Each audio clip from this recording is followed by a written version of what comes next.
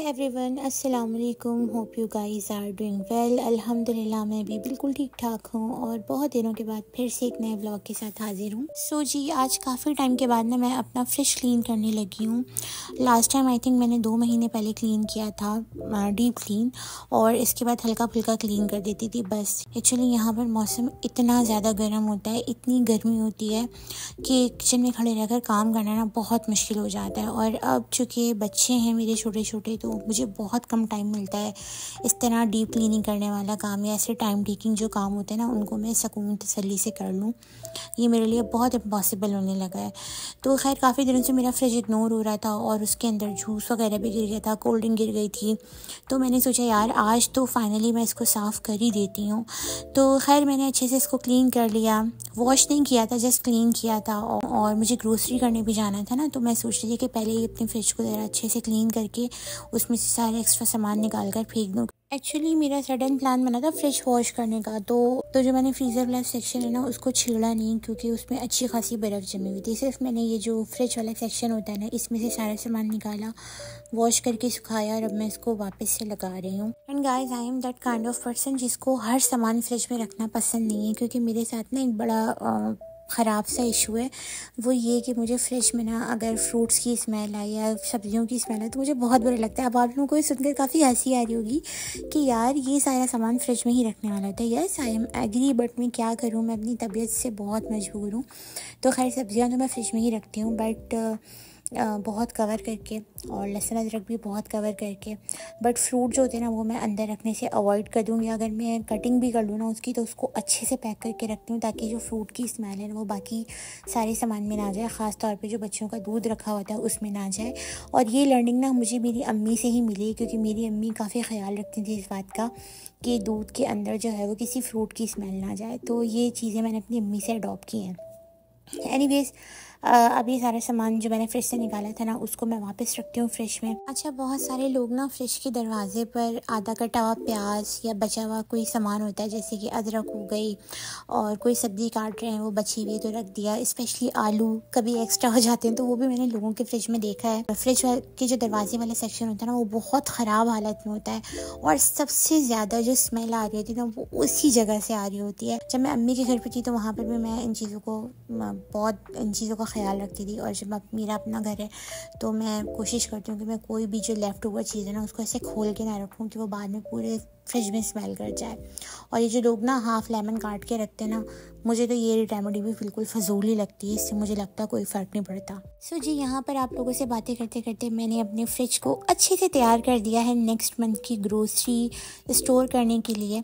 और साथ ही मैंने खाना भी बना दिया था। मैं बना रही थी आज चने का सालन और चावल, तो बस वो भी बनने ही वाले थे।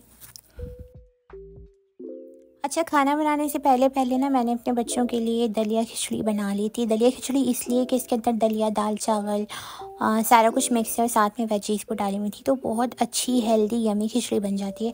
अच्छा, मेरे बच्चे ना स्पाइस खाना पसंद करते हैं, मतलब बहुत हल्के हल्के स्पाइस। बाद बच्चे होते हैं बिल्कुल ही फीका खाते हैं, बट मेरे बच्चे फीका खाना नहीं खाते, तो मैं थोड़े थोड़े से मसाले भी ऐड कर देती हूँ जिससे इसका टेस्ट डबल हो जाता है। तो बड़ी वाली बेटी बस अभी 1 से 2 बाइट लेगी और फिर बस कर देगी, और ये मुझे हमेशा तंग करती है खाने में। जबकि छोटी वाली बेटी अल्हम्दुलिल्लाह आसानी से खा लेती है। तो मैंने खिचड़ी ना ग्रैंड कर दी थी छोटी वाली बेटी के लिए।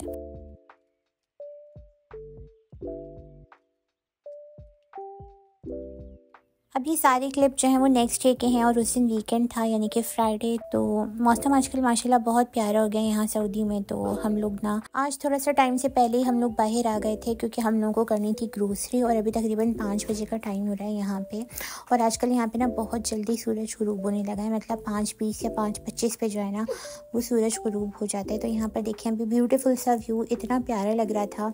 एंड थैंकफुली अब वो वाले वीकेंड्स आने वाले हैं जिस दिन रतूबा और हब्स नहीं हुआ करेगा, वरना यहाँ पर हमेशा ऐसा होता है कि कहते हैं ना 6 डेज़ वेदर ठीक रहता है, लेकिन जैसे ही वीकेंड होता है मौसम इतना ख़राब हो जाता है, इतना हर्ष पड़ जाता है। मतलब हम लोग तो यहाँ पे हंसी उड़ाते हैं मौसम की कि शायद ना मौसम को पता लग जाता है आज वीकेंड है तो आज मैंने खूब गंदा होना है। तो अभी हम लोग जा रहे हैं यहाँ पर सलसबील पार्क दम्माम में, और ये हमने न्यू जगह फाउंड की है बच्चों की पिकनिक के लिए। तो सोच रहे थे कि आज उनको वहाँ लेकर जाते हैं और देखते हैं कि कैसा है पार्क। तो फाइनली हम लोग यहाँ पर पहुँच चुके हैं। हमारे घर से अराउंड 20 to 25 मिनट की ड्राइव है, और यहाँ पहुँचते के साथ ही ना मगरिब की अज़ानें शुरू हो गई थी। तो खैर हम लोग पार्क में आए और उसकी जो पहली वाइब थी ना वो बहुत ज़बरदस्त आई। तो यहाँ पे मैं दिखाती हूँ आपको पार्क की शशके।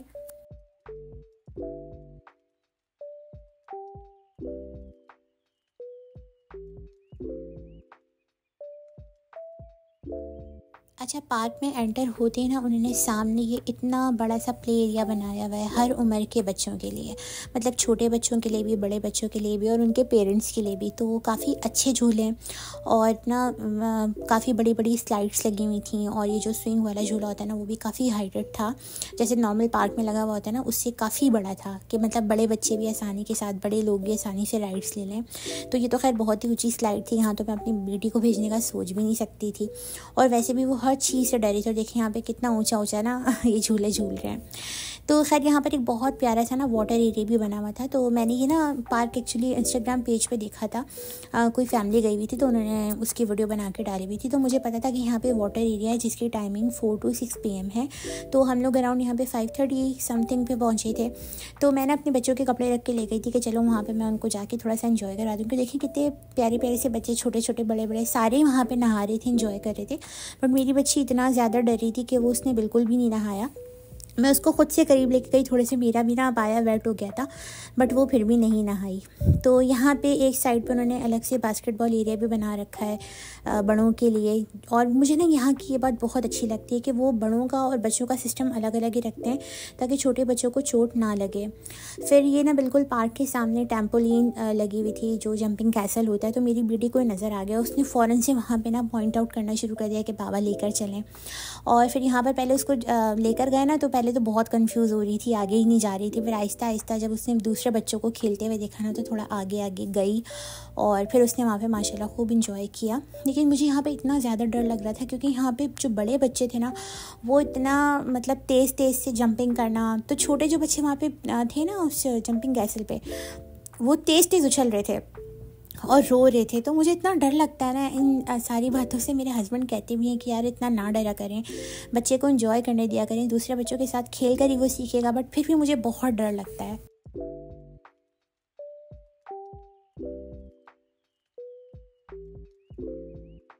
जब फूफू का जंपिंग कैसल से जी भर गया तो हम लोगों ने सोचा कि इसको वापस से ना ये स्विंग्स वाले एरिया में लेकर आते हैं और उसको ना आहिस्ता आहिस्ता करके स्टेप बाय स्टेप सारे स्विंग्स एक एक करके ना चेक करवाते हैं कि वो डरती है या नहीं डरती।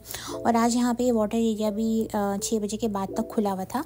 सबसे पहले ना हमने इसे ये राउंड वाले झूले पे बिठाया चेक करने के लिए कि डरती है या नहीं, लेकिन ना वो थोड़ी सी देर बाद ना उसको चक्कर आने लगे। और फिर यहाँ पे बच्चे इतनी तेज़ से झुला रहे थे ना कि फिर मैंने उसको उठा लिया क्योंकि वो बहुत डरी थी।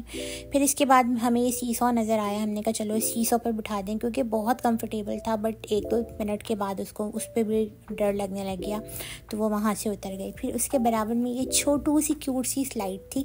अच्छा, स्लाइड उसने 1-2 बार की बट उसे ज़्यादा पसंद नहीं आई, तो बस ये स्लाइड से उनका दिल भरा। फिर हम लोग चले गए जी एक दूसरे वाले स्विंग की तरफ। अच्छा, ये वाला जो झूला है ना ये बड़े भी ले सकते हैं, बहुत अच्छा था। तो मैंने इसको इस पर बिठाया तो जी उस पर भी वो घबराना शुरू हो गई कि नहीं उठाओ, मुझे रोना शुरू हो गई। जबकि मैंने उसके लिए झूला काफ़ी तगदो के बाद हासिल किया था क्योंकि यहाँ पे इतना रश था कि राइड्स बिल्कुल भी नहीं मिल रही थी, सारी राइड्स फुल जा रही थी। फिर फाइनली उसको जो सिंपल वाला स्विंग है ना ये पसंद आया और उसने आराम से कोई 10-15 मिनट इस पर अच्छे से झूला। और फिर जब इससे भी वो थक गई तो फिर मैंने उसको नीचे उतार दिया। अच्छा, प्लीज़ आपने इन वीडियोस को देखते देखते माशाल्लाह ज़रूर कहना है, और मेरी अल्लाह पाक से दुआ है कि अल्लाह पाक हर पेरेंट को इतना दे कि वो अपने बच्चे को दिल भर के खुशियाँ दे सकें, उनकी झोलियाँ खुशियों से भर सकें। अच्छा, इस व्लॉग में मुझे आप लोगों से एक और बात बहुत इंपॉर्टेंट शेयर करनी थी, लेकिन इससे पहले अगर आप लोग मेरे चैनल पर न्यू हैं और आपने मेरे चैनल को अभी तक सब्सक्राइब नहीं किया तो kindly like, comment, share and subscribe to my channel. अच्छा, अब आती हूँ उस बात की तरफ जो मुझे आप लोगों से करनी है। तो गाइस, हम जो व्लॉगर्स होते हैं ना, वो अपनी लाइफ के बहुत अच्छे मोमेंट आप लोगों के साथ शेयर कर रहे होते हैं, बट जो बुरे मोमेंट्स होते हैं ना, जो दुखी मोमेंट्स होते हैं, वो हम लोग आप लोगों के साथ शेयर नहीं करते, क्योंकि लोग जो है ना, उन्हें अच्छा देखना पसंद है। वैसे ही आजकल लाइफ में हर किसी की इतनी डिप्रेशन होती है, वो सोचता है यार चलो सोशल मीडिया पर जाके अपने आप को थोड़ा सा रिफ्रेश कर लूँ। तो सोशल मीडिया पर भी अगर उसको वही डिप्रेशन मिलेगी तो ऑब्वियसली फिर तो पूरी दुनिया डिप्रेशन में चली जाएगी। एनीवेज, लेकिन जब आप अपनी खुशियों को इस तरह लोगों के साथ शेयर किया करें तो एक बात मत भूला करें कि आपकी ज़िंदगी में कुछ ऐसे लोग भी होते हैं जो आपकी खुशियों पर नज़र गाड़ कर बैठे हुए होते हैं। मतलब वो प्रिटेंड तो ये करते हैं कि वो आपके बहुत अपने हैं, बहुत सगे हैं, बट अंदर दिल में वो आपके लिए हसद रख रहे होते हैं। और ऐसे लोग ना सबकी लाइफ में होते हैं, जिनसे कभी कभी आपका इतना करीबी रिश्ता होता है कि आप उन्हें कुछ कह भी नहीं सकते, जबकि आपको उनकी चालबाजियों चालाकियों का पता चल चुका होता है, बट स्टिल आप उनसे कुछ कह नहीं पा रहे होते, क्योंकि रिश्तों का तकाजा होता है। ऐसे रिश्ते होते हैं उनके साथ कि वो हर्ट कर जाएंगे, और ये हर्ट वाली बात भी ना सिर्फ सेंसिटिव लोग ही सोचते हैं। तो काइंडली बस अपने ऊपर दुआएं पढ़कर फूकते रहा करें। और जो आपसे हसद करता है ना, उसको एक मैसेज देना चाहूँगी कि अच्छे मोमेंट्स को देखिए, ये मत समझा करें कि ब्लॉगर्स की लाइफ में दुख तकलीफ़ नहीं होते, या दूसरे लोग जो आपको खुश नज़र आते हैं, ज़रूरी नहीं है कि हर इंसान अपना हर दुख आपके साथ शेयर करेगा, आपको दिखाएगा या अपने मुँह पर लेबल लगा लेगा। तो ग्रोसरी मैंने की थी, हम लोग घर आ गए, ग्रोसरी मैंने रख दी। मैंने कोई वीडियो ग्रोसरी की नहीं बनाई, क्योंकि गाइस नज़रे बद इज़ रियल। तो मुझे कुछ ऐसे लोगों का पता लगा है मेरी लाइफ में, जिनसे अब मैं एक लिमिट कायम करना चाहती हूँ, रखना चाहती हूँ। और फिर ज़रूरी नहीं है ना कि आपके पास जो है वो अगले के पास भी हो, तो हर चीज़ सोशल मीडिया पर दिखाना अच्छी बात भी नहीं है। तो मुझे ये बहुत क्यूट सी क्रॉकरी नज़र आई थी, मैंने ले ली, सिर्फ 1.5 रियाल की थी। तो मैंने ये 2 बाउल ले लिए, 2 छोटी-छोटी प्लेट्स ले ली अपने बच्चों के लिए, 2 छोटी-छोटी ट्रे ले ली। तो बस यहीं तक था आज का vlog. Hope you guys like it. अगर अच्छा लगा तो like, comment, share and subscribe. इंशाल्लाह मिलते हैं नेक्स्ट व्लॉग में। अपने प्यारों का बहुत सारा ख्याल रखिएगा, मुझे और मेरी फैमिली को दुआ में याद रखिएगा। अल्लाह हाफिज़, और प्लीज़ हसद और जलन से दूर रहें।